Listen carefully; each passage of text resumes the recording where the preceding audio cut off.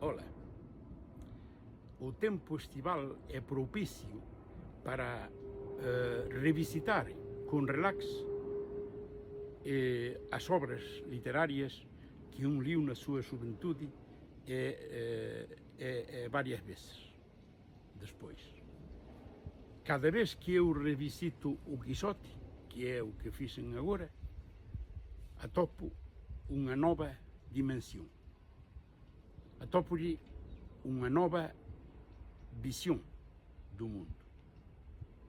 E hoje queria partir uma lança em favor de Sancho Panza, que seria se Miguel de Cervantes decidira, em vez de poner como protagonista a Don Quixote de la Mancha, pusera a Don Sancho Panza de la Mancha, por exemplo. É que teria a mesma repercussão, é que teria o mesmo êxito, é que seria a mesma coisa?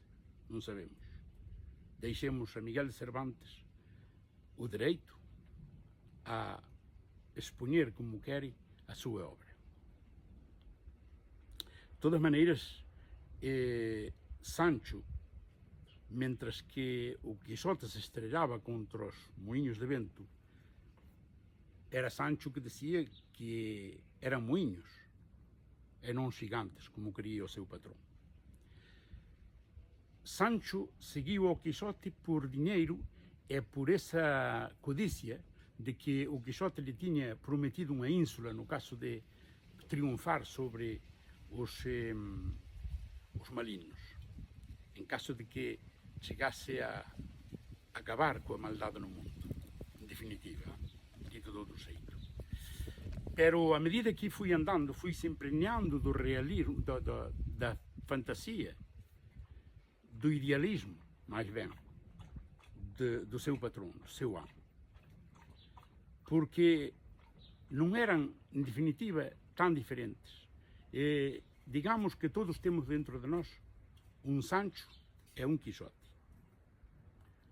Todos temos à beira nossa, quando somos idealistas, quando queremos cambiar o mundo, alguém que nos chama a atenção.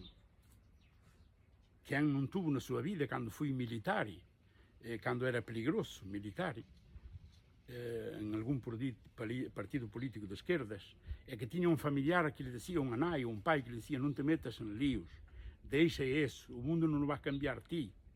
E ti ibas igual, porque havia o idealismo que se confrontava com o realismo. Então, como vemos na morte de Don Quixote, que se volviu cordo, para rematar, Cervantes quiso rematar assim a sua novela por muitos motivos. Um deles era para evitar que houvera outras terceiras partes não autorizadas, porque acabada a loucura não tinha muito jeito. Então, quando morreu Don Quixote, Sancho rogou-lhe que não se deixara morrer, que colhera a sua armadura e que foram pelo mundo para endereitar entortos, como faziam antes. Porque Sancho não creia nas coisas que o Quixote fazia imediatamente, pero creia, sobretudo, que o ideal de Don Quixote era justo. Que Don Quixote tinha razão nos fins, não possivelmente nos médios, pero nos fins sim que tinha razão. E mentes que o Quixote se volviu cordo e renegou da sua tolemia, porque compreendeu que o mundo não estava preparado, não porque ele dissera que estava louco, senão que disse, o mundo não está preparado para as ideias que eu defendo. O mundo não está preparado para ser honesto, para fazer outra sociedade. Então era pena perdida ir pelo mundo como cavaleiro andante. Há que colocar a obra do Quixote, a obra de Miguel de Cervantes, no seu contexto. Na Espanha do 1600, era um império rico, extenso e poderoso, por fora. Pero por dentro estava completamente podre. E algum pensará, se não me ouviu desde o primeiro, que estou falando da atualidade hoje, do Império USA, de tudo isso. Não, estou falando do 1600, que era o contexto no que foi escrito o Quixote.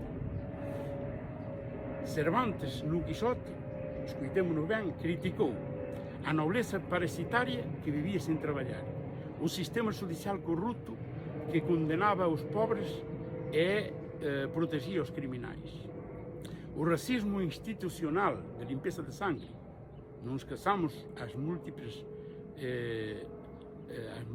citas no Quixote do cristiano antigo, é dicir que no 1600, 200 case anos depois da expulsión de judeus e moriscos e depois da conversión total da xente que quedaba, en todo caso formalmente, aínda non tiñas acceso a cargos públicos nin a nobleza se non probabas que non tiñas na túa sangre orixen morisco ou xudeu. Estamos falando de 1600. Tamén criticou a hipocresía religiosa que perseguía en vez de amar, o desprecio ao traballo honesto e a valoración do ocio perverso, a corrupción administrativa en todos os niveis, a educación deficiente que perseguía o pensamento crítico, as desigualdades sociais extremas e artificiais. O seu método foi utilizar o humor, o entretenimento e a comédia como camuflaxe. Un persoeiro tolo como portavoz de verdades incómodas, contrastes morales que expón contradicións, crítica indireta que evita censura direta, porque na época podíache custar a vida unha simple crítica do poder establecido ou da Iglesia. Depois creou un contido demasiado divertido para ser prohibido. Cando os poderes públicos empezaron a dar conta da crítica social que había implícita no Quixote, xa era tarde porque o povo xa o tiña acollido. O público identificábase cos persoeiros. Foi, digamos, en resumir, a crítica máis brutal do sistema español da época.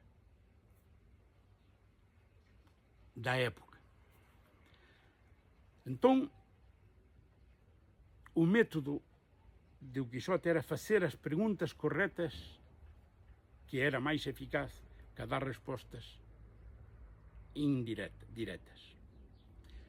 O Quixote foi unha crítica 400 anos antes das redes sociais, que estaba, digamos, representado nas novelas de cabalería que lía Don Quixote para volverse tolo. Son discursos valeiros de contido científico, únicamente para divertir, sen análisis contraditorio, onde rematas por pensar que esa é a realidade e estrelaste contra os moinhos de vento ideolóxicos. Iso está claro. O Quixote é a maior arma social xamais creada. A lectura do Quixote influiu profundamente nas revolucións que crearon o mundo moderno. Os líderes da Revolución Francesa, os fundadores dos Estados Unidos de América, que algún tiña o libro de Cervantes na súa mesiña de noite ao lado da Biblia. Os libertadores da América Latina, non temos máis que ler as citas de, por exemplo, de Bolívar, que se ve que liu o Quixote varias veces. Voltaire dixo que o Quixote foi o libro máis profundo xamais escrito da humanidade, non de España, non da literatura española, senón da humanidade. Cervantes previu os problemas máis importantes do mundo do século XXI: corrupción política, desigualdade extrema, noticias falsas e fanatismo ideolóxico, discriminación por orixe, sistemas educativos que crean papagaios no lugar de pensadores, élites desconectadas da realidade totalmente. Así que cando leas o Quixote vai máis alá do divertimento. Busca a crítica social e o fundamento de unha sociedade máis xusta e equilibrada.